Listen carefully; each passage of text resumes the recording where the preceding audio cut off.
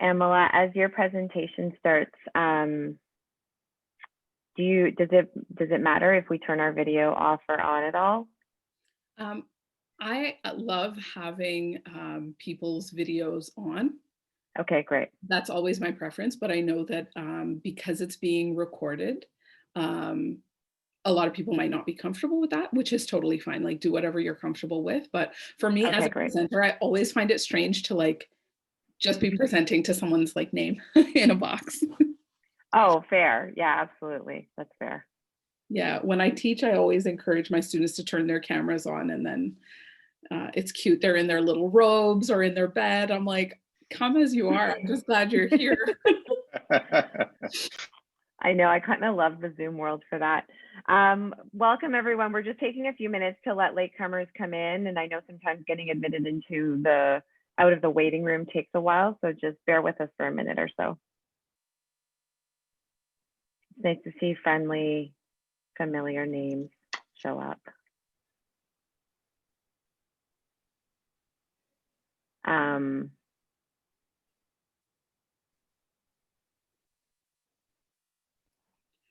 All right. I think we can start intro. Great. So thank you everybody for joining us. We are really excited to talk today with you. As you can see, we're going to be launching a poll and we are recording. So for those of you who don't know me, I am Ariel Copeland. I am one of the co-founders of Not 9 to 5. And we are extremely excited, like I was saying, to be having some dialogue with you today. It's a slightly different format, as you can see, and we will touch on that in a short second. Yes, thanks, Ariel. I'm Hesela Villas. I'm the other co-founder of Not 9 to 5. I'm very excited to have everyone here to learn and share and talk about intersectionality. And we are putting some things up. So there's a poll that was just shared. So feel free to answer that if you feel comfortable. And we are sharing a one-pager that you can reference at any point throughout the presentation.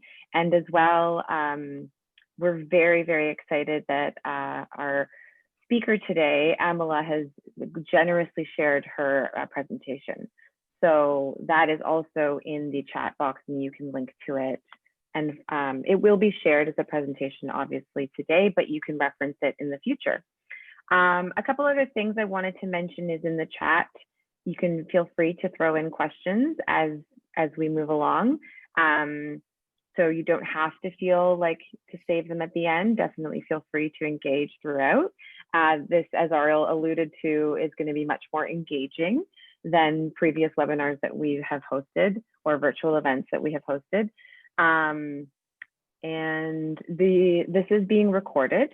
So we can share, this with our audience on our YouTube channel. It's totally fine to keep your video off if that's what makes you feel more comfortable. But just so you do know, when we have breakout rooms later to share in conversation, that will not be recorded. So, feel free to, bring your video on during that time if you'd like. And I think that is it for me. Oh, and a little bit about Not 9 to 5, in case anybody is unfamiliar. We are a nonprofit organization empowering hospitality workers with mental health and substance use support and resources. And just one last quick thing to add is the reason that we are able to be here today is because we recently received a grant from the Red Cross. And with this grant, we're able to host some other virtual events, as well as start building a course that's going to be basically centered around the challenges that we face in food and beverage. It's been a very exciting process, and we are launching next week, the first phase. So we're really exciting, but we're going to share a link for pre-enroll in the chat as well.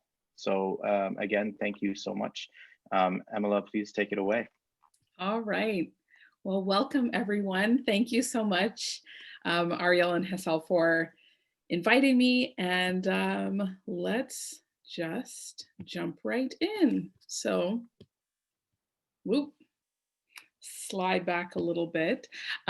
So I'm just making sure I'm literally on the right page. So my name is Amala Baksh. I'm a social worker and an instructor at Wilfrid Laurier University. So I've been a practicing social worker for a bit more than 10 years. And amazingly enough, one of the participants is someone that did their MSW with me. So about 10 years ago. So yes, amazing how time flies, and I'm so glad to see them and everyone else. So I've been delivering training on anti-oppression and anti-racism for about 6 years. And I was invited by Not 9 to 5 to facilitate the discussion on intersectionality today. And so from what I understand, you're all managers in the food service industry. So as we work through the material today, we'll be covering some general and some specific, so some more general theoretical types of things, and then some things that are very specific to how this shows up or how this is relevant to the food service industry. And so as Hassel already mentioned, this is meant to be an engaging conversation, right? Like it was given the name discussion for that reason. So please ask questions, participate. I know it's always a little bit strange because it's on Zoom, but there is a hand raise function, and you can definitely use the chat. So just a note before we dive in, I'm well aware that even I'm seeing the poll popped up for me again here. Everyone is on very different learning paths with regards to understanding something like intersectionality. Some of us have been kind of engaging with these concepts for a long time, and for some of us, it's pretty new. So today, please know that we're just offering somewhat of an introduction to the term, how it's relevant, and there's a lot more that can be said, of course, and that should be said. And so I hope that what you see this as is a starting point that helps you to feel comfortable moving forward in your learning and in taking some action items away. So let's get started. Okay. So this is just a little bit of a schedule for the next hour and a half or so. First, we will do a land acknowledgement, and I'll explain a little bit about what that is and why we do that. And then we'll just talk through a little bit of just a few guidelines for a shared space and some key definitions to get us started. So some things that we need to understand when we're talking about intersectionality. And then we'll move we'll move from general to the specific. We'll talk about intersectionality and hospitality. And as Hassel mentioned, there will be some case studies, and we'll get a chance to dive into that through breakout rooms. And then lastly, we'll finish up with some, like I said, some action items, so some tips for moving forward in terms of managing from an intersectional lens. So I realize again that we're on Zoom and folks might be in different places, but I'm here in the city of Hamilton. So the land acknowledgement that I do is for the city of Hamilton. So the city of Hamilton is situated on the traditional territories of the Erie, Neutral, Huron-Wendat, Haudenosaunee, and Mississaugas. The land is covered by the Dish with One Spoon Wampum Belt Covenant, which is the image that you see below. I was going to point to the screen as though you can all see my finger. Oh, goodness. Okay. This is the Dish with One Spoon Wampum Belt, so an actual physical belt, which was an agreement between the Haudenosaunee and Anishinaabe to share and care for the resources around the Great Lakes. We also acknowledge that this land is covered by the Between the Lakes Purchase of 1792 between the Crown and the Mississaugas of the Credit First Nation. Today, the city of Hamilton is home to many Indigenous people from across Turtle Island or North America, and we recognize that we must do more to learn about the rich history of this land so that we can better understand our roles as residents, neighbors, partners, and caretakers.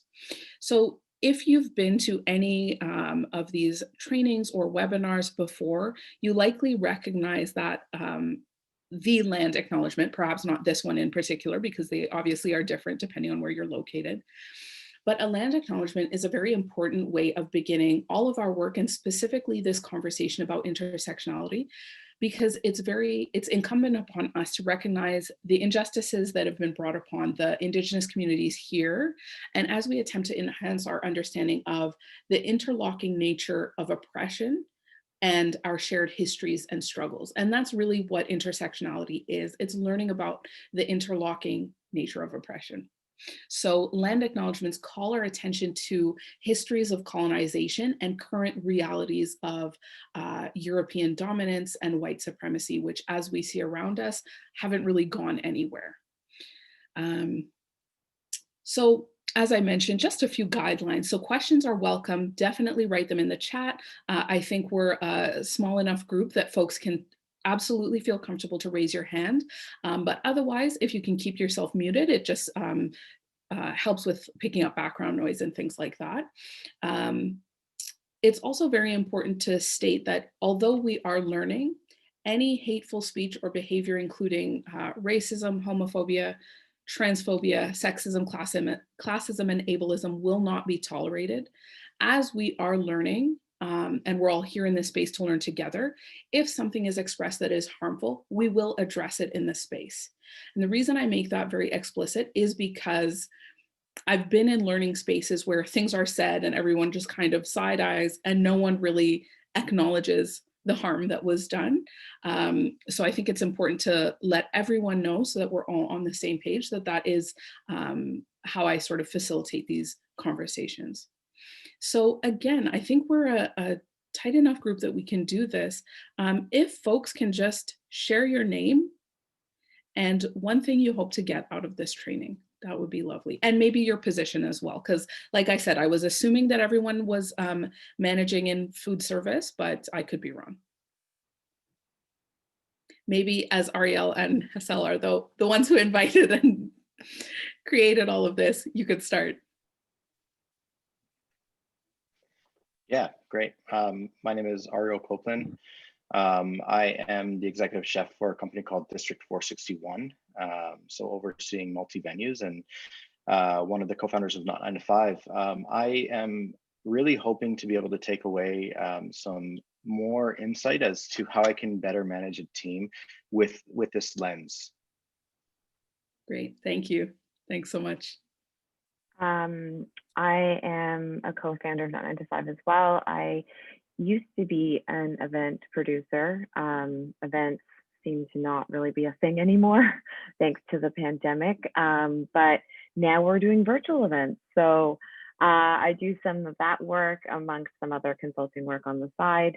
I hope today to learn a little bit more about, I guess for me, like I get a lot more comfort in communication around intersectionality and being able to better explain, I guess better understand it so that I can better explain it and better express myself whenever I feel like it's maybe not being brought in as an approach. Great, thank you. Thanks so much.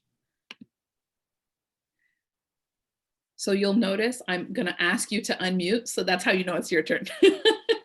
Hi. Hi. My name is Kate, and I am an independent event producer, much like Hassel. I'm now doing a lot of virtual events. I'm also working closely with Ariel and Hassel on the upcoming Red Cross project that will be launched next week. My goals for taking this course today is, again, it's understanding intersectionality and understanding my own position and my, you know, where I land and how it influences my life and how I'm having communications and conversations with people around that as well. So it's an understanding of all as much as I can possibly understand. So that's where I'm coming from. Thank you, Kate. I think Alexis is on as the Not 9 to 5. I don't know. Hello. My name is Alexis Cromwell de Bruin, and I'm the general manager at La Palma. I'm also the volunteer manager with Not 9 to 5. And I'm here to, yeah, just soak up as much as I can and to hopefully let it, you know, just another lens to manage through. Awesome, thank you.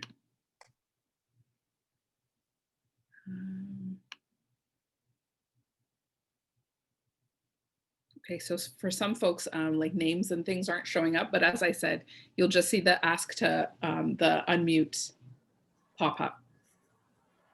And then you can. Hey. Thank Hello. you. Hi there. My name is Gertrude, and I'm a diversity inclusion manager for a restaurant in Toronto. So I'm just hoping to just increase awareness and be as informed as possible in dealing with my work. Yeah. Awesome. Thank you.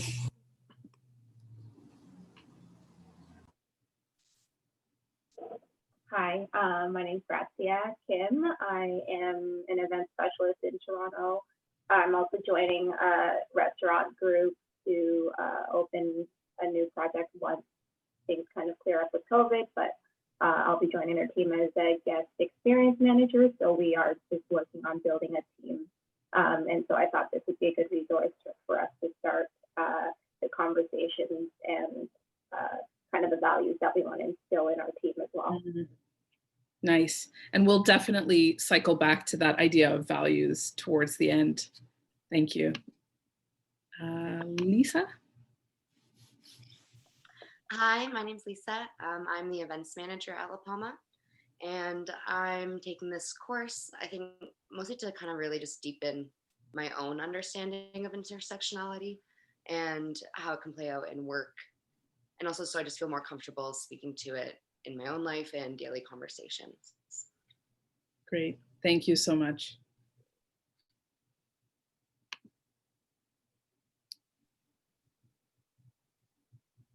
Hi, my name is Emily.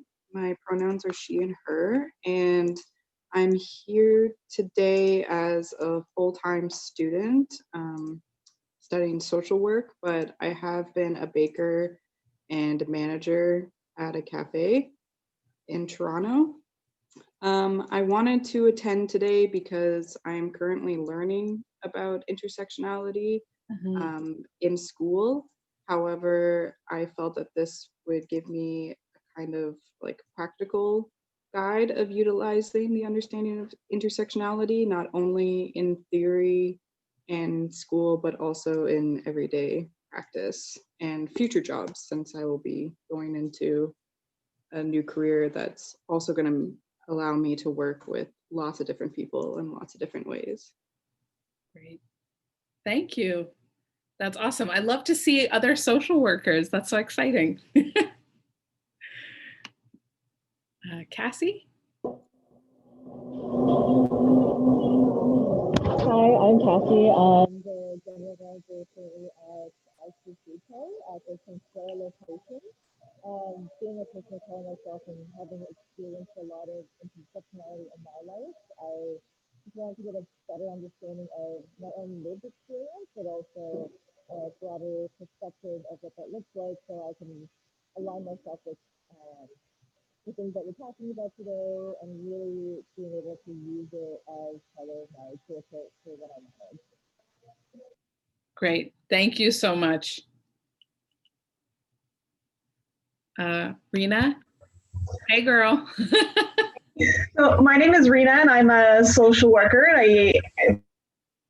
Emma said I did my MSW with her back a decade ago. Can't believe it was that long. I supervise a team of therapists who deliver online cognitive behavioral therapists.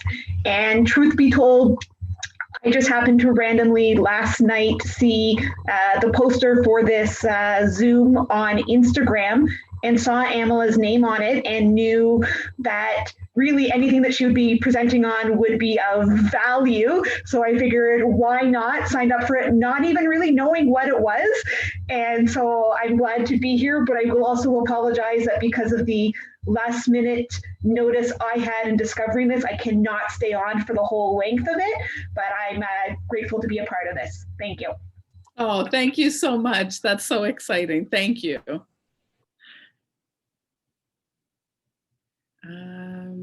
Okay, Samantha? Sam works. Hi, my name is Sam, and I'm a sous chef at La Palma. And Alexis actually told me about this yesterday, and I wanted to jump in because I realized there's not much that I do know about intersectionality, and it's a perfect opportunity to learn so. Also, because of my short findings of this, I need to leave shortly for work. So I'm going to stay on for as long as I can and learn as much as I can until then. Okay, sounds good. Thank you. Thanks for joining us. So I think I got to everyone. If not, perhaps you can raise your hand. Okay. All right, so here we go. So I like to start with some of my own citations and works that have influenced my learning.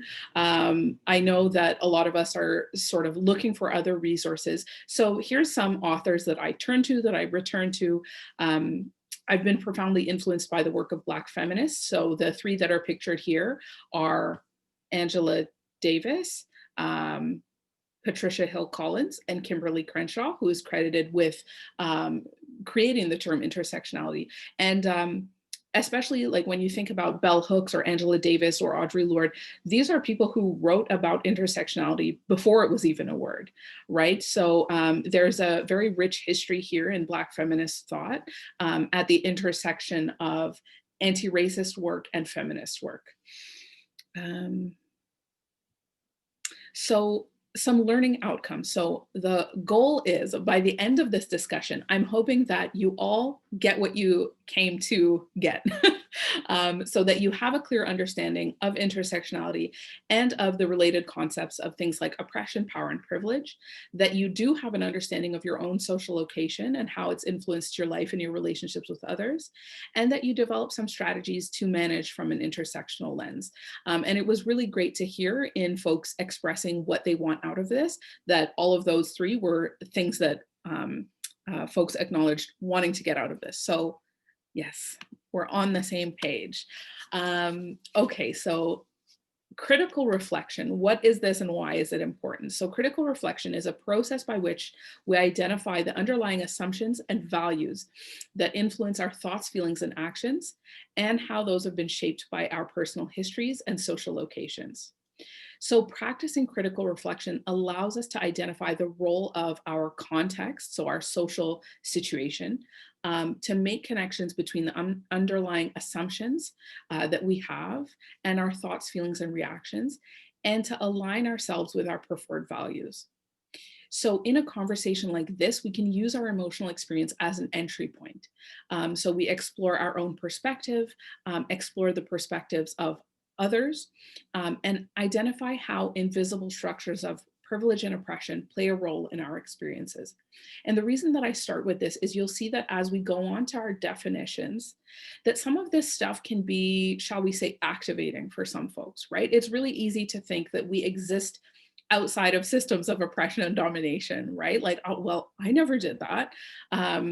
And so using those emotional reactions as an entry point to reflect is very, very important for incorporating intersectionality into the way that we manage and really the way that we kind of live our lives. So let's start with a little fun. We have a little matching game. Okay. So I was going to say that we could do this in breakout rooms, but just in the interest of time, because it is, yeah, it's 1:24. We can just read through and do it together, if that's okay. All right. So this is just going to prime us for some of the definitions that we'll talk about. So number one, a social identity used interchangeably with biological sex in a system that presumes if one has male characteristics, one is male, and if one has female characteristics, one is female. So any ideas what that word might be? And the words that you're guessing from are at the top here. You can just unmute yourself and just share your answer. Gender. Gender, yes. Okay. Number two, the system of ordering a society in which people are divided into sets based on perceived social or economic status. Class. Class, yes. All right, number 3, a system that maintains advantage and disadvantage based on social group memberships and operates intentionally and unintentionally on individual, institutional, and cultural levels. So this one is a little tougher. Okay, by the end of this, you will definitely know. Number 3 is oppression. Number 4, one's natural preference in sexual and or romantic partners. What? Sexual orientation. Yes, sexual orientation. All right, number 5, a category that describes membership to a group based on real or presumed common ancestry, shared languages and or religious beliefs, cultural heritage, and group history. Again, another kind of tricky one. Would it be race? Close. This is one that people commonly mistake for race, and this is ethnicity. So I'm going to jump ahead to number 8, which is race, and we'll see the difference there. So race is a socio-historical category used to divide people into populations or groups based on physical appearance, such as skin color, eye color, hair color, etc. So we see the difference here between number 5 and number 8 that relies on an idea of common ancestry, shared languages, cultural heritage. So ethnicity is a little bit more narrow or specific. Okay. Then number 6, sense of self, providing sameness and continuity in personality over time, the condition of being oneself and not another. Identity? Yes, identity. All right, number 7, unearned access to resources only readily available to some people as a result of their advantaged social group membership. Privilege? Privilege? Yes. Yep. I heard a few people, so yes. And then we did number 8, and then by process of elimination, number 9, the ability to decide who will access resources, the capacity to direct or influence the behavior of others, oneself, and or the course of events. And by process of elimination, that's power. So the reason I have this is, well, now you have some definitions as well. And we're going to dive into a little more specifics and some nuance here. But these are all terms. You'll notice that intersectionality is actually not on there, but these are all terms that are important to have an understanding of if we are to understand what intersectionality is and how it impacts our lives. So starting with oppression. Oppression is the domination of subordinate groups in society by a more powerful group. And so we saw in our definition of power that there are a few different ways one can have power. So one can have political power, so things like making decisions on policy or law. For example, we just saw in the US, the woman who was nominated to Supreme Court to be a Supreme Court judge, right, will have a significant amount of power in terms of making decisions. And the concern is around like reproductive health, economic power, so access to wealth, social power, and cultural power. So things like who determines what's portrayed in the media, or how news gets reported and how bias shows up in those areas, right? So there are so many different ways that power might manifest. An important note about oppression is it doesn't require forceful subordination or evil intent, although obviously that can be present, right? So again, when we have these conversations and when we move on to identifying ourselves and the identities that we hold, it can be really easy to say, well, again, like, I don't do that, that's not me. Some of these things happen in ways that we don't even realize. So an example of this is when a person is blocked from opportunities of self-development or is excluded from full participation in society. And again, we see a perfect example of this in the States. I promise a lot of my examples won't be in, they'll be Canadian focused, but it's just so easy because everything, there's so much going on in America right now. But we can see this perfect example of this through voting, right? And all of the confusion and concern around mail-in ballots and who is going to be, whose vote will actually count. So not just are you voting or not, but is your vote actually going to make it into the system, so to speak. So oppression can occur at the individual, institutional, and cultural level, and it's often invisible. And that's why it's so easy for people to deny that it even exists, right? And we see this in a lot of the times, like the myths or assumptions that we believe.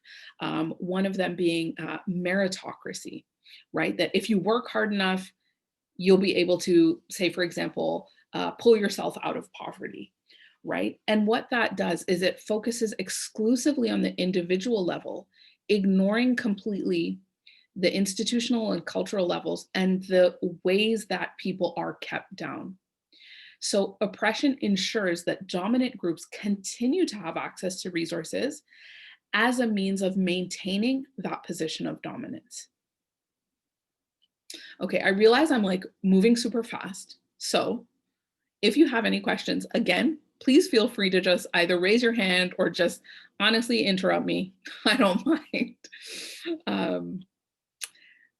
Okay, so social institutions, when we talk about institutional oppression, we're talking about things like the legal system, the welfare and support system, education system, religious organizations. All of those were originally established by and are still dominated by a particular group, right? White heterosexual males of European origin, and typically the upper middle class or the wealthiest class. So privilege exists at the expense of other groups in society, right? So when we talk about privilege, we have to be talking about oppression at the same time, and vice versa. When we talk about oppression, we're not just talking about some groups are kept down and that's it. It's some groups are kept down while others are supported, uplifted into dominant positions. So this has been internalized into the structures of society, and they've become pretty much intrinsic to roles, rules, policies, and practices of those institutions. And that's why we call it an invisible structure of oppression. So typically members of dominant groups, we tend not to view ourselves as oppressors, right? We view ourselves as having taken advantage of opportunities that we think are available to everyone, and those who don't take advantage of those opportunities, we view them as lazy, unintelligent, incompetent, and somehow less than, and most importantly, deserving of a lower position, right?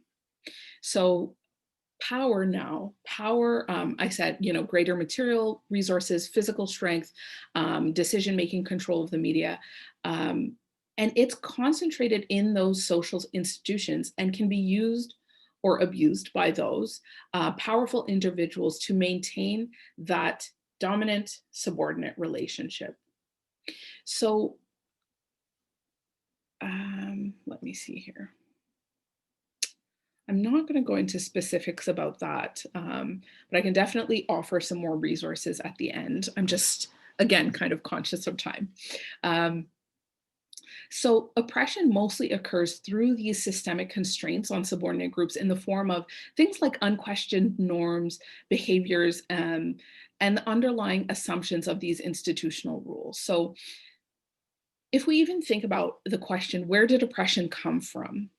We have a very fundamental idea that oppression is actually natural and it's just a result of some people win, some people lose, right? And that's actually fundamental to beliefs around capitalism, right? So things like competition over wealth, which creates a hierarchy. And again, that kind of, I took advantage, I came out a winner, you didn't, you came out a loser, so oppression is natural. But oppression is actually a creation, a very intentional creation that existed, that was influenced most in the time of the post-Renaissance period, when science, religion, and capitalism intersected with colonization. And so it was this kind of unholy triumvirate that where people were allowed to maintain this idea of themselves. And by people, I mean, again, upper middle class, wealthy, heterosexual, of European descent males were allowed to continue to have this idea of themselves as socially detached observers, objective or neutral. And so their standards became the standards by which all other groups were measured. So when we think about oppression, one of the most common questions is, why don't people just rise up? If things are so bad, why don't people just do something about it? Well, I mean, clearly we see people are doing things about it and people have been doing things about it, but there are a lot of things that kind of serve to keep people down. So internalized oppression, where we internalize this belief of, as I said, the myth of meritocracy, right? And we don't realize all the external things that exist to hold us back, right? So here on this slide, I have just a few examples of things that exist to keep people down. So violence, the experience of violence, and the risk or the threat of violence. And we see this profoundly now with the Black Lives Matter movement, and especially cases like, for example, Breonna Taylor, where you know, there's no ambiguity about her case. She was in her home asleep, right? So the risk or threat of violence, knowing that as a Black person, and here in Canada, as an Indigenous person, you are far more likely to be victimized by the very forces that are meant to protect you, is something that can really keep people down, right? If you're always kind of fearing for your life, what does that do to your internal psychological self, right? So power involves the potential to control and restrict, right? And kind of keep people in line. So stereotypes, and we'll talk about, again, the different levels in terms of what happens at an individual level and what happens systemically. But stereotypes can be very powerful. And they often include sexual stereotypes. And the reason I include this here is if we think about our legal and judicial systems, and we think about the stereotypes, again, associated with Black and Indigenous folks and racialized folks at large, but primarily Black and Indigenous folks, as being violent. In Canada, Black and Indigenous folks are sentenced far harsher than white people for the same crime. And there's been tons of research about this, and research into even the same judge will sentence two people before them who've committed the same crime, will sentence differently, with the sole factor that's different being the race of the person who perpetrated their crime, right? So these stereotypes, again, have a very powerful outcome, shall we say. And then lastly, risk of separation from one's children. And again, I include this here, and we have some social workers, so we also know, you know, again, our own role in this in terms of the child welfare system. But again, in Canada, Black and Indigenous families are far more targeted by child welfare services, services that are designed to support children, right? That there are more Indigenous children in care now in 2020 than there were Indigenous children in residential schools at the height of the residential school system, right? So when we talk about oppression and, well, why don't people just get over it? Again, if you're worried about your children being taken away from you, well, that's a really good reason to kind of get in line and stay in line, right? Okay. So again, the 5 faces of oppression, actually, what time is it? Okay. So oppression isn't just about one thing that happens, like people being kept down. Oppression actually happens in quite a few different ways. So exploitation, using people's labor to produce profit while not compensating them fairly. Again, we see this right now, the joys of pandemic, that the wealthiest people have actually gotten far more wealthy during this time, while those at the lower end of the class system have fallen further into poverty. And the reason that happens, you know, people point to someone like Jeff Bezos and, oh, he's such a brilliant businessman. And I mean, I don't doubt that. But part of the reason that he profits so much is because of the terrible working conditions of Amazon employees, right? Like, this is a well-known fact. I encourage you to watch, just on a Bezos rant, I encourage you to watch this video about millionaires and billionaires. And it was someone counting out his wealth with grains of rice. because our minds are actually, we don't really understand, we can't conceptualize big numbers in a real way. But when you see these like piles of rice, it's phenomenal. So exploitation is one way oppression can show up. Marginalization is where we confine a group of people to a lower social standing on an outer limit or edge of society. So when we say people are marginalized, it means that they don't have the same kind of involvement in society that others do. They don't have the same kind of access to resources. They don't have the same kinds of access to things like voting, where they can actually change the conditions around them, right? Powerlessness is a lack of decision-making power and exposure to consistent disrespectful treatment because of one's status. So the idea of taking orders and rarely having the rights to give them. Cultural imperialism. So the idea of ethnocentrism. So there's only one right way, there's only one idea of normal, and the use of stereotypes to mark others. And we already kind of talked about how powerful stereotypes can be. While also making the experiences and perspectives of others invisible.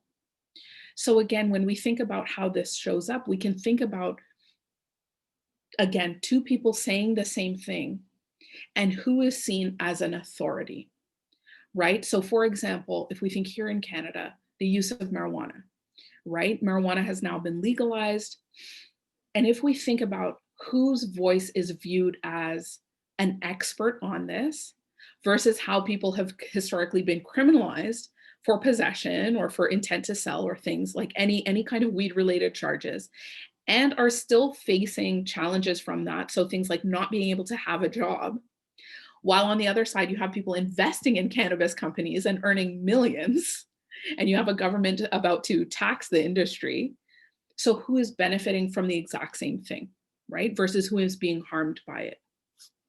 And then violence, as we already talked about, is a very obvious and visible form of oppression whereby others live with the knowledge that they must fear random, unprovoked attacks on their persons or property. Now, here's an important kind of caveat that the attacks don't necessarily need a motive even, but are intended to damage, humiliate, or destroy the person. And again, we have countless examples of this in Canada. We don't even need to turn to the States.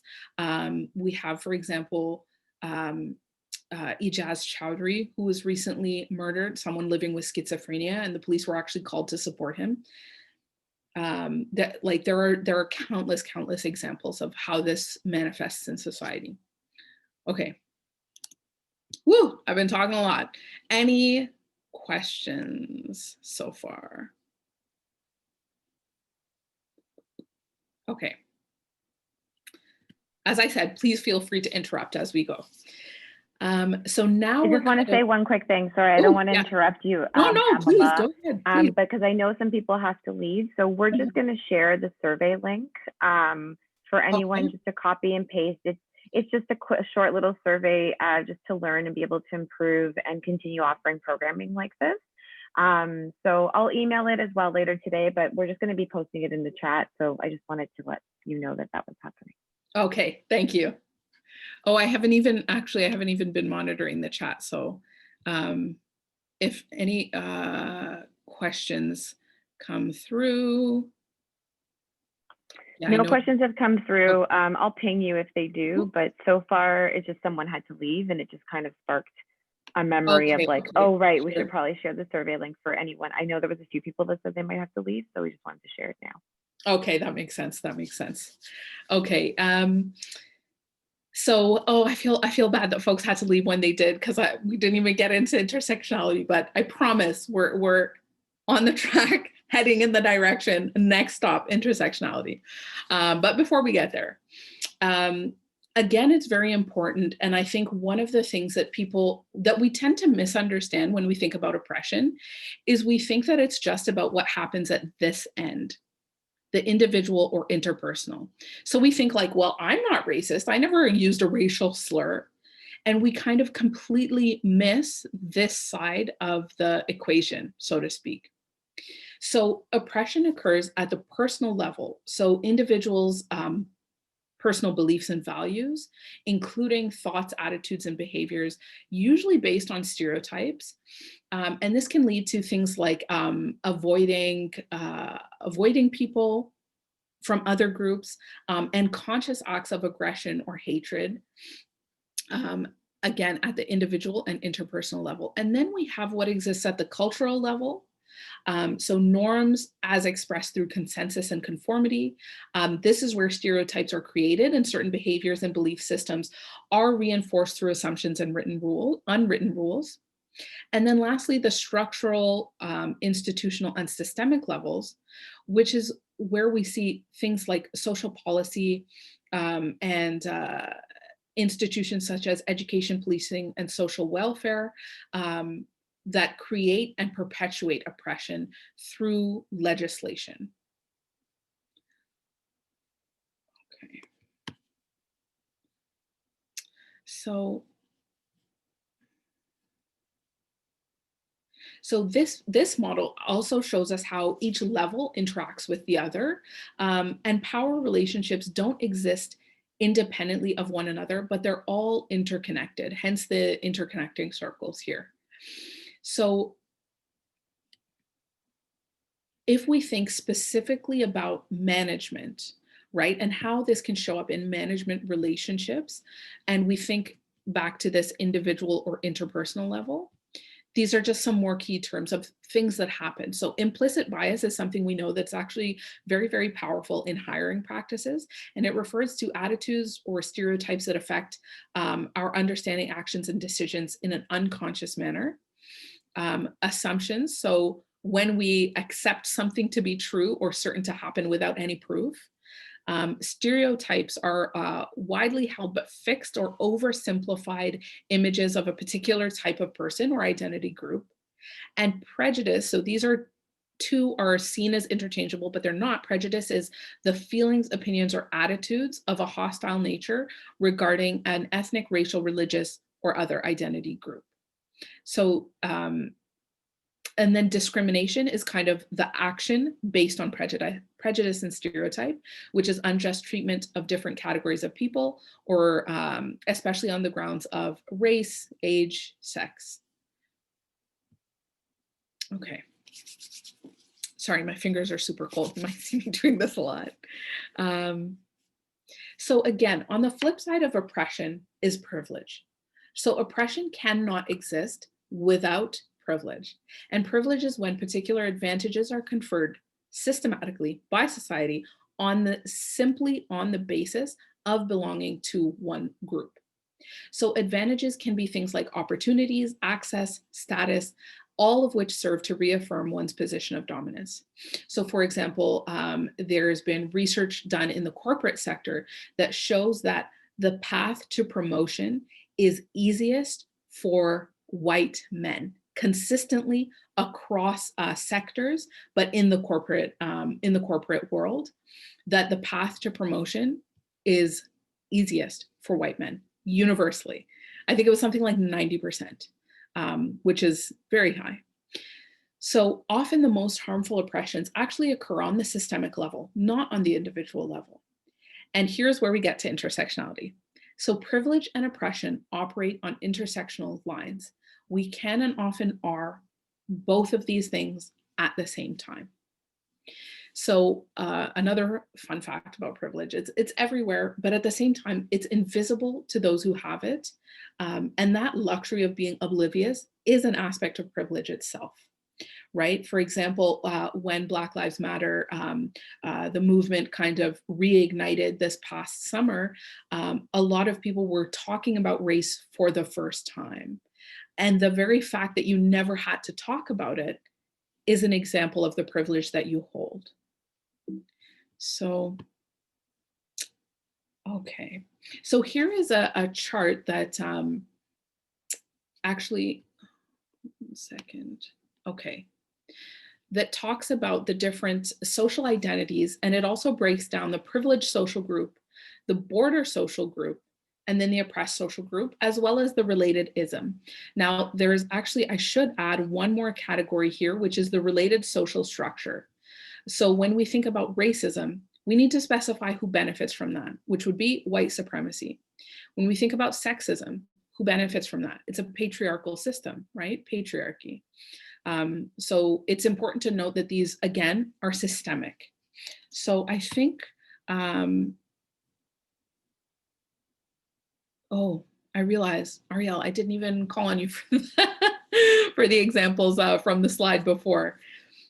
No, it's not even a thing. And actually, I feel like you're on a roll. So I mean, whatever you prefer, you know, if you want us to give some examples, I mean, for me, I was going to just share that I feel like I've really been privileged in hiring practices, which is what you were touching on.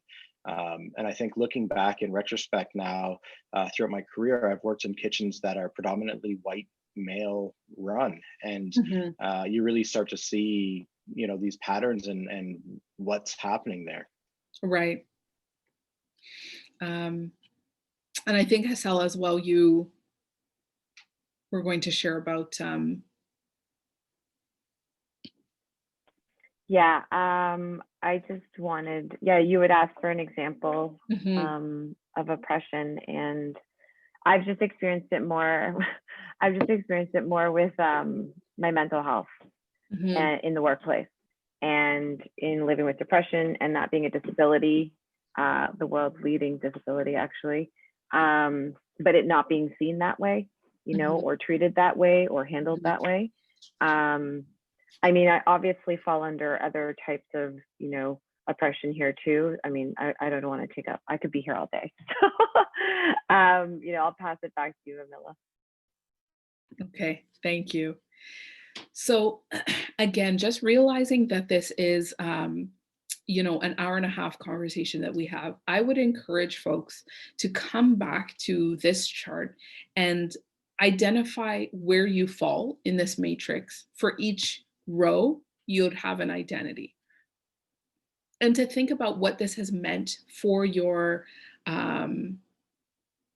experience, right? For your experience as an employee, for your experience as a student, in life, just walking on the street, right? So, okay, now, what about intersectionality? I'm overjoyed at the Kool-Aid Man and the fact that I get to include this as an image. So, intersectionality is a way of understanding and analyzing the complexity in the world, in people, and in experience. And intersectionality specifically allows us to look at the interconnected nature of social categories that we just talked about on the matrix, such as race, class, and gender, as they apply to individuals or groups, and the way that they create overlapping and interdependent systems of discrimination or advantage. So the reason that I have the Kool-Aid Man on here is to talk about one of the things that is often one of the biggest mistakes that people make when thinking about intersectionality is that it's a oppression Olympics, who has it the worst kind of conversation. That is not intersectionality at all. So a single strand analysis suggests that one form of oppression is the source of all other oppression. So for example,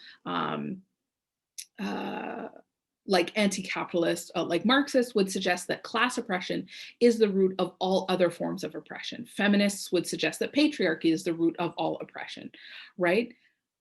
But intersectionality accounts for how oppressions interact with each other when people have identities, as we all do, where we have privilege in some areas and oppression in others. So it's a theoretical framework, yes, but it helps us to understand our individual experiences. So specifically, Kimberly Crenshaw created this work. She's a lawyer and now she's a law professor, because she was supporting a woman who was trying to sue a car company about their hiring practices. And so what was found that the car company was hiring women and it was hiring Black folks. So it was hiring women in the administrative domain, but they were all white women. And they were hiring Black folks in the, on the, like the front, like the, what do you call it? Where you actually build the cars, manufacturing, there we go. But they were all Black men. So there were no Black women employed at this company. And so when this woman brought forward this lawsuit of discrimination, she was told that you have to pick one. Are you making a charge that they're sexist, or are you making a charge that they're racist? And neither of these was the case, but it was the intersection of the two, right? So hence the Kool-Aid analogy, right? That if you think of our experiences as Kool-Aid, so how do you make Kool-Aid? It's mixture and water. So if we think of water as one type of oppression, and we think of the Kool-Aid powder as another type of oppression, when you mix those two together, you get something that is not water, but it's not powder. And you can't separate. You can't, once you've mixed it, that's it. You can't go back to having powder and having water unless you have like some sort of fancy chemical equipment. And that is the nature of intersectionality. It is very hard, for example, for people whose identities intersect. So in this case, a Black woman who was trying to sue this company, it is very hard to pull apart, well, what part of this is sexism? What part of this is racism, right? Okay.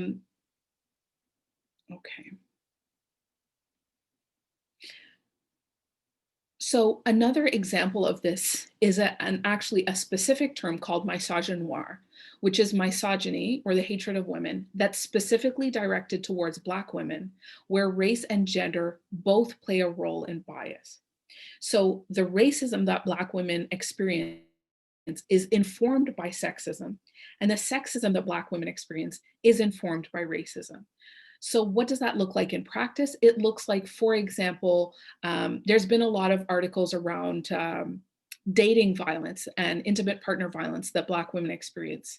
And the fact that it's not just an experience of sexism, but of racism as well. Okay, any questions there? Because I feel like that was the moment. Okay. So here we have a fun picture that looks like a flower, but it's not. It's about the interlocking nature of oppression, right? That none of these things exist without the other. They are all reinforced by one another.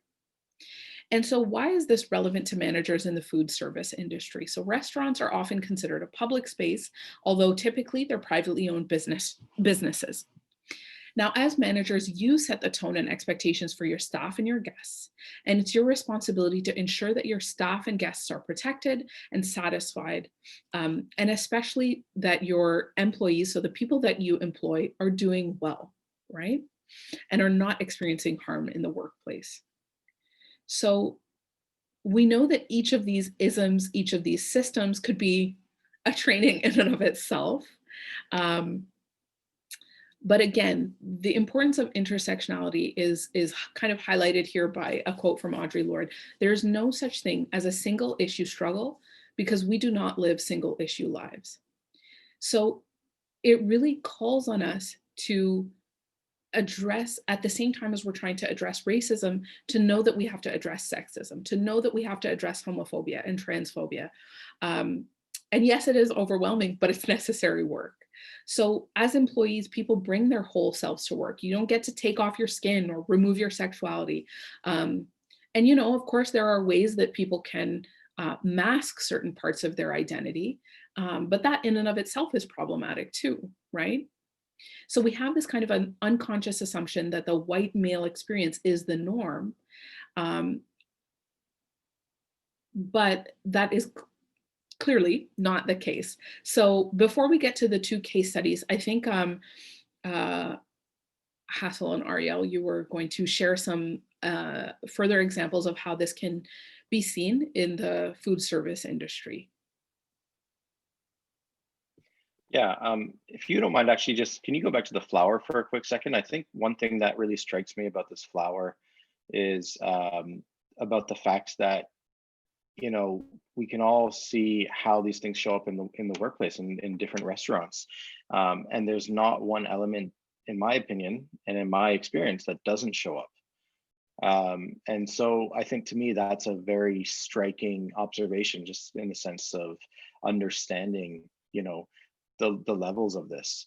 And then, to further that, I think one part that really strikes me again is the toxic masculinity. I know there's been for a long time the conversation around the bro culture in restaurants, and I think that is a very real thing, and I think it's something that we need to dismantle. And then again, I'm coming from a place of like a white man who's experienced this around me, and just understanding how harmful it can be, and how toxic it is. I also, it's striking how the center of this flower is violence, because that is the right word for it. But it's striking to me looking at this flower that the center of it, the core of it is the word violence, and that really hit home for me, for sure. Thank you, Kate, for sharing that. Yeah, and yeah, thanks, Kate. If we think about our use of language and stuff, sometimes we use language and it sort of loses its meaning, which is why I think this conversation was actually incredibly important, because intersectionality as a term is something that we misunderstand, misapply it, and then it loses its meaning. And the same can be said for oppression, right? When we talk about oppression, we have to remember that what we are talking about is violence, right? It's people's lives being destroyed quite literally, or in ways that we call like a slow death, right? So thanks for that. Okay, so now I will stop talking and we'll get into our case studies. So this is where we get to talk about how intersectionality can inform our understanding and our management style. So we'll read through the 2 case studies and then we'll divide into the 2 groups. And I think we'll take, maybe let's do like 10 minutes, a solid 10 minutes to have these conversations. So the first one reads, you're a manager in a small brunch spot downtown. You're in the back working on some administrative tasks, but because it's not that busy, you can hear what's being said in the kitchen. Chantel, a Black female server, is bussing a table and you overhear 2 cooks, Charlie and Ben, comment about how hot and curvy Chantel is. Charlie comments that Chantel has a girlfriend and Ben says, I could turn her, just give me one shot. You know what they say about Caribbean girls anyway. So process questions. As I'm reading this, what are the first things that come up for you? Thoughts, feelings, or immediate response? How does your intersectionality impact your understanding of the comments you overhear? What is the impact of the cook's behavior and language? And how would you respond or intervene? What's the risk of taking or not taking action? And then the next one. And remember, Hassel posted a link to the PowerPoint. So you'll have these case studies, because once you get into the breakout rooms, the PowerPoint disappears, but you have it on your end. So the second case study, Carter recently joined a coalition of managers interested in addressing issues of poverty within the service industry. Carter has been to a few meetings so far and has been asked to take a leadership role on the board, as they are a low-income, back-of-house employee with a lot of activism experience. You notice that while Carter is speaking in meetings, there's a lot of crosstalk, and Carter's ideas get overshadowed by other participants. So some process questions. What are the first things that come up for you? Thoughts, feelings, immediate response. How does intersectionality impact your understanding of Carter's experience? Do you need to know anything else about Carter? If so, what? And how would you respond to this situation? Okay, so I'm going to stop the share and I don't see breakout rooms on my end. Oh, we're being invited, I think, through Alexis. So we're going to get divided into 2 groups, it seems. Okay, so, but Alexis, I don't want to be in the group just because I don't want people to feel shy about commenting. So, okay. Thank you, Jen. Thanks for joining.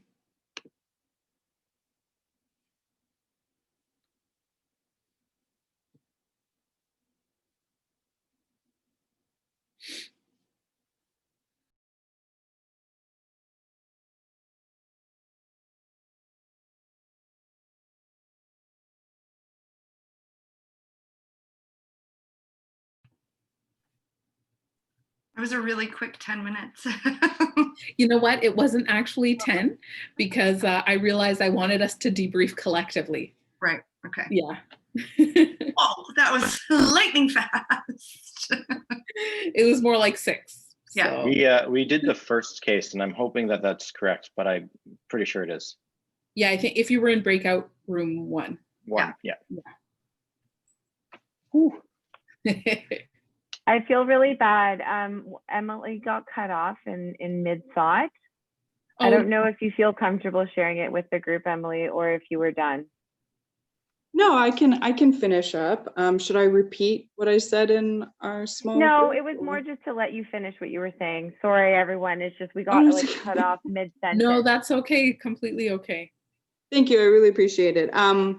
So I guess the only other thing I was going to say was, I think in that situation, it's our responsibility to just set the standard. And going on of what Lisa said, like, we don't want to allow these things to become normalized. And so the faster that we can identify each small situation, it will prevent it becoming a bigger situation. And it's just, I think more of this work is about self-reflection and not just intervening and, going to people and inserting ourselves in that way. It's about asking ourselves just as much. It's about asking ourselves questions just as much as it is about taking action. I love that point. Thanks for sharing that, Emily. I think that's so true for so much of this, is that what we do, with ourselves impacts all. And I love that. I love the whole starting with you approach. Thanks for sharing, Emily. So Kate noticed that was a short 10 minutes. So it actually wasn't 10 minutes because I wanted us to debrief together. So it was closer to 6 minutes. So your sense of time is not askew. So yeah, I was just hoping we could debrief a little bit together. I think that's a great point to start on, that Emily mentioned, the importance of self-reflection. But were there any thoughts? I think we can go with either case study. If anybody wanted to share any thoughts or conclusions that you came to or questions that you had. I think for me personally, I really learned that through even just the conversation that we had. Like, I spoke first, and it was just something that I had thought because it was built on experience that I've had. And again, I don't come straight from a food background. I come from a retail background, so it's a little different, but I have to acknowledge that, right? Because Gertrude and Lisa and Emily all brought up really good points for me, because my instinct was not like, I didn't clock it as fast as they did, because I've been in the intersectionality whirlpool, I guess, and trying to separate for myself what do certain aspects look for me in intersectionality. And I just recently started that work. So it's good to hear other perspectives, and it's not necessarily like wrong. It's just I have to acknowledge my experience in past jobs, where I am now, and bridging the gap between it was fine, like it never came up before because it was retail and it was a different situation. But now in food, I don't clock situations as fast, and this is good for me to know because I don't want to let habits and routines and like weird comments go too far. But that was great. Like, oh, such good thoughts on all this breakthrough stuff. That's awesome. Thank you so much. And I think that's a really important point that you raised there is how we interpret something, right? Because, and a lot of times you'll hear that used as a sort of like, okay, shut up about it. Like you're being oversensitive, you're overreacting, right? But when I promise, now that you've learned about this, everything is going to be intersectional for you, right? But like it is a part of everything, really, right? So even when we think about that second case study and the fact of like someone being consistently talked over, someone's ideas being disregarded, Carter's gender is not specified in that. That's something that is very, very common experience of women and others who are not men, right? So trans folks, non-binary folks, that consistently their kind of ideas are overshadowed by men in the room, right? So there's a lot about this situation that's missing, but hopefully being able to ask ourselves those questions and kind of learning to interpret things intersectionally. Anybody else? One of the things that I really liked that Emily said, that we kind of touched on as well, was around kind of stopping it before it becomes normalized. So in our case study, that was one thing we discussed, is the importance of calling it out, but that being kind of the starting point, and the follow through being what happens afterwards, so that you can make it extremely clear as to what that looks like and why it's unacceptable. Mm-hmm. Yeah, I absolutely. also think it's important to not shame people, even when you do intervene, because I've seen that happen, and I feel like that's not effective either. Like, I think it is important to intervene, but I also don't think it's like, I don't think causing more harm when you're trying to correct harm is a positive thing. And I've seen that happen a lot in this industry, where it's like, again, I'm not going to start the whole rant of cancel culture, but it's just like very much causing harm and trying to correct harm. I think it's just something that I think sometimes happens even subconsciously, because we also discussed in our group how, like, I think your first question was like, what was the first thing you felt or something? And I think a lot of us felt rage.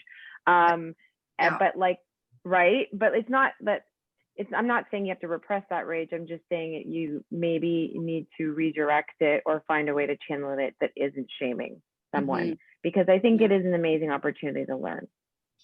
Yeah, and we talked about this in the anti-racism training that Ariel and Hassel had attended with me a few months ago.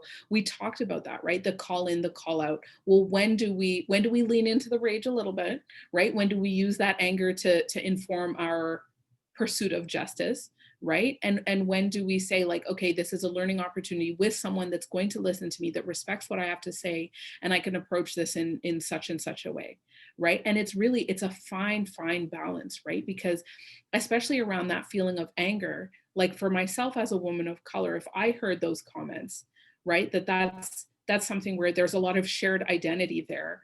And so that anger, like for me to sort of mask that or temper that, is also another way that women of color are often harmed, right? Like if I were to say something about that, well, oh, like angry so-and-so, you know, like you get, like, the stereotypes gets put onto you as well, right? I think, Emily, you had your hand raised? Yeah, I just didn't want to interrupt. Thank you. And I don't mean to take up so much space. Not at all, not at all. This is a conversation. The space is yours. I think I just wanted to add on to what Hassel said, that as leaders, when you are addressing situations like this, it's very vital to go with intent. And so there's effective and ineffective critique practices that you can enforce. And so before you go to confront a situation, ask yourselves, what do I want to say, and why do I want to say this to them? Am I going to this to get them in trouble, to make them feel bad about what they said, to make them, like, you know, feel as bad as they were making somebody else? And that's not effective. That's not really going to lead to addressing the root causes of the situations. And so I think something that I've tried to do is approach them at a time when it's appropriate and offer them questions and thoughts to reflect on. So ask them, why do you think, you know, for example, a random question could be like, why do you think that this is problematic to say in a work environment? And like have them dissect what they said, because as Hassel pointed out, this is a learning opportunity. We as managers are kind of like not burdened, but we have the extra responsibility going back to, we have to set a standard and we have to be kind of separate from the casual work environment in a sense. Like, you know, you've heard it before, you can't be friends with your workers. You're a manager, you're a leader. And so as much as it may be easy to talk to them on a very casual, like friend to friend level, sometimes you can't do that. And I think that this is part of that, is addressing the fact that you want them to identify for themselves these problems so that Right. you as a manager aren't like constantly putting out fires and just being kind of the bad guy coming in and being like, that's wrong and this is why. You Right. want to allow your staff to grow with you.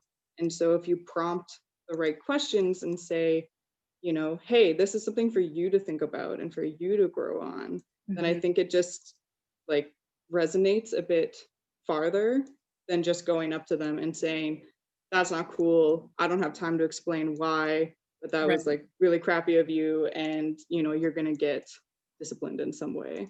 Right. Thank you. Thanks so much. And I think absolutely there's a difference between, Hassel mentioned cancel culture.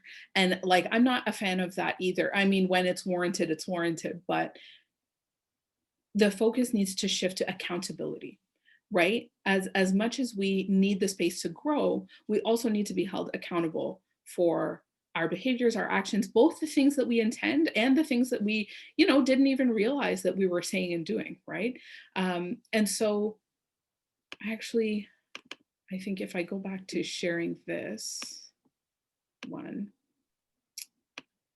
the first thing that's written there that we can see is, what are you feeling and experiencing? Be vulnerable. You have to learn through modeling, right? So as much as we're trying to encourage our staff and the people that we're working with to be, you know, aware of their actions and the language that they use, we also should be doing the same thing, right? And so if we are, you know, saying or doing things that are inappropriate or problematic, we also need to be modeling that accountability as well, right? Were there any other comments about the case studies before we move on to the final few slides? I think one thing that we touched on that I thought was super important was just about the fact that it absolutely needs to be a conversation with Charlie and Ben. Obviously, it's the starting point, but I think it can be, again, harmful if if there's not a conversation. Yeah. So again, what Ariel spoke to is the second, have the difficult conversation. These conversations, like as managers, I'm assuming, but I may be right in this, it's the least favorite part of people's job is to have these kinds of conversations with your employees, right? Like it's really awkward, it's difficult, but it's necessary. It needs to happen, right? So these are the things that we now that we're sort of at the tail end of this conversation, how do we incorporate this into the way that we manage? And I think definitely the case studies, it's clear that you're all kind of thinking intersectionally, shall we say, and already thinking about the ways that you can bring this into your management practice. So just a few more things, and then we'll open it up for some questions and comments. Maintaining the commitment to actively unlearn and dismantle behaviors and systems that encourage all forms of discrimination and oppression. And like we said, we saw on the matrix earlier of all of those different identity factors. There's a lot of things, right? There's a lot of isms, there's a lot of phobias. And you know, when we come from the dominant group of that specific row, it's really easy to not think about that, right? Not think about how that shows up. So maintaining a commitment to learn more about the things that we don't know, and fighting oppression wherever you see it in your business, including within yourself, right? Amplifying the voices of marginalized individuals and communities, even when it's not trending. So we know right now that things kind of come and go in waves. You know, we had a sort of feminist resurgence in like 2017, 2018 with like Me Too. And now again, I mean, Black Lives Matter started in 2014, but now again, we see a resurgence. So even when this is not a hot topic, ensuring that you're kind of renewing your commitment and doing less, right? One of the kind of corollaries of oppression is doubting people's experience, right? So if someone, you know, a lot of survivors of sexual violence will say that's one of the first and most common responses they get is doubt, right? And that's a function of gender-based oppression. And again, kind of tying into what Ariel was saying, don't let fear of discomfort stop you from having these conversations. You might not have the right language. You might be concerned about what to say, what not to say. Have the conversation anyway. And commit to developing comfort in using these words too. And then lastly, don't single people out. So don't rely on those with non-dominant identities to educate you or your team about marginalization. So although we're talking about social identity groups, it's really, really important to remember that just because someone is a member of a group, it doesn't mean anything about their own experience, right? Okay. So some questions to ask ourselves, especially in terms of the way that we're managing. What expectations do we have that are not made explicit? So things like communication styles, time management. What assumptions do we make about an employee's situation? How have issues about discrimination been managed thus far? And one thing we know is that without intervention, issues intensify as time goes on. And then lastly, what are my own values, communication styles, cultural expectations, and biases? So this is making the implicit explicit, right? So all of these things that are operating subconsciously or unconsciously, let's think about them. Let's talk about them. And okay. It's 2:30. Okay, one more thing, last thing. Oh, Jen's back. That's exciting. So a reflection of our ideal values will help us in this process. We want to work in a way that's consistent with the values that we have. And remember that these things take time, right? I think that a lot of us, it can be tremendously overwhelming to learn about this stuff and to the idea that we need to keep growing and things keep changing. But that the fundamental goal is liberation. So when we think about equality, right, everyone here having a box so they can see the game, but we see that that isn't what everyone needs, right? The tallest individual here can still see the game without the box. And so it's funny, a lot of people get stuck here and, well, I want my box, even if I don't need it. I don't know when I'm going to need it. I want to decide who I get to give my box to. Well, actually, we need to move beyond even thinking about boxes to how we remove barriers to participation and involvement. So really, I don't want a box. I don't want a box from anybody. I just want there not to be a barrier so that I can participate and be my best self, right? So let's see. Oops, okay. Then last one. So just keep in mind some sort of take homes. Use your privilege. So Ariel had mentioned before some things that he's noticed in the kitchens where he's worked, right? And knowing your identity and where you fall on that matrix, we all have privilege. And especially as managers, your role gives you a lot of privilege. So what individual actions can you take to interrupt oppression wherever you find it? And what actions can you take to create a more inclusive workplace, home, school, etc.? So again, we're not just talking about interrupting things when they happen, but how do we create spaces where oppression is less likely to happen, right? So when we talk about injustice and we don't talk about power relationships, privilege, or systemic oppression, it makes it more likely for injustice to continue. So remembering that even when it comes to like Charlie and Ben's conversation or things like that, there are systems at play that make those little side conversations far more significant. And so just some motivation here at the end. Big change has happened with concerted effort and collaborative work. So we have to talk about these things, the idea of dominance, the idea of privilege, scrutinize our own assumptions, and really do our best to work in ways that are consistent with our values. And that's it. Only 3 minutes over time. Okay. So I see that in the chat, in case you missed it from the beginning, there's the materials, survey, and I don't know what the connecting thing is. Oh, that's our course that launches next week if anyone wants to Oh, pre-enroll. okay. Yeah, Okay. it's free for November and December this year, and it's to educate and train you on mental health and substance use support skills. Okay, thank you. I did know what it was. I saw it advertised on your Instagram. I just didn't make the connection. Okay, any thoughts, comments, questions, concerns? I mean, the first is thank you so much. You are so welcome. Amila, thank you for your time and for all of your offering today. You're so welcome.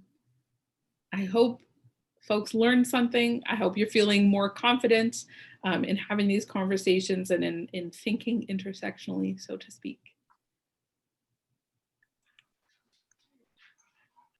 Thank you. Okay. All right. Well, that's it. If there's no other questions or comments, take care. Have a wonderful day. Good luck with the connecting workshop or series. I hope it goes well.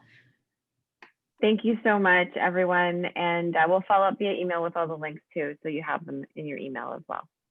Have a good day. Thank you, Amila. Thank you, everybody.